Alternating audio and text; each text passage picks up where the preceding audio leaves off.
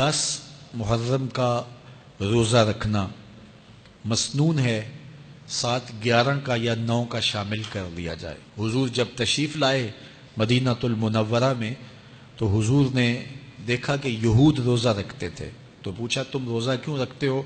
تو انہوں نے کہا کہ حضرت موسیٰ علیہ السلام کو قبطیوں سے اس دن نجات ملی تھی۔ تو فرمایا حضرت موسیٰ علیہ السلام کا حق ہمارے اوپر زیادہ ہے۔ تو حضور نے روزہ رکھا اور پھر فرمایا کہ اگلے سال اللہ نے چاہا تو ہم ساتھ ایک روزہ اور شامل کریں گے، تاکہ ان سے مشابہت نہ ہو جائے۔ عددی مشابہت سے بھی بچنے کے لیے حضور نے کہا کہ ہم 2 رکھیں گے۔ تو روزہ اگر عاشورے کا رکھنا چاہیں تو اس کے لیے سنت یہ ہے کہ ساتھ یا 9 کا شامل کریں یا 11 کا شامل کریں۔ تو جو افضل ترین روزے ہیں ان میں سے عاشورے کے روزوں کا بھی شمار ہوتا ہے۔ تو اگر ممکن ہو تو جن کو اللہ نے صحت عطا کی ہے، تو آج کل اتنی شدت کی گرمی بھی باقی نہیں رہی، تو وہ یہ روزے رکھیں، ذکر و فکر کے اندر ان ایام کو گزاریں، اپنے والدین کی قبروں پر، اعزاء و اقرباء کی قبروں پر ہر جمعے کو جانا چاہیے۔ اس کے علاوہ بھی جب موقع ملے، یہ رواج جو پیدا ہو گیا ہے کہ 9 محرم کو یا 10 محرم کو مٹی ڈالنے کے لیے وہاں قبرستان میں جایا جاتا ہے، یہ 8 10 15 سال سے شروع ہوا ہے، جبکہ اس کی کوئی اصل نہیں ہے۔ تو اگر آپ روٹین سے جاتے ہیں تو آپ کو ہر جمعے کو جانا چاہیے والدین کی قبروں پر، اور وہاں جا کے ہر جمعے کو سورہ یاسین کی تلاوت کرنی چاہیے۔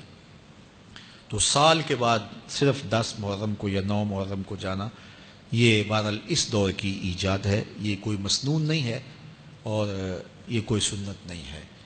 تو روٹین سے اگر کوئی جانے والا ہے تو چلا جاتا ہے تو کوئی حرج نہیں ہے۔ تو باقی یہ بڑے اشرف ایام ہیں، بابرکت ایام ہیں، اور ان کو بہت ساری نسبتیں حاصل ہیں۔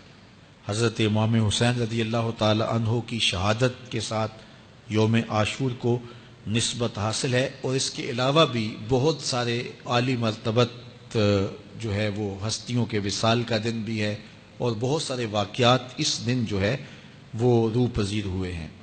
تو یہ اس لحاظ سے بہت ہی بابرکت اور جو ہے وہ مبارک یوم ہے۔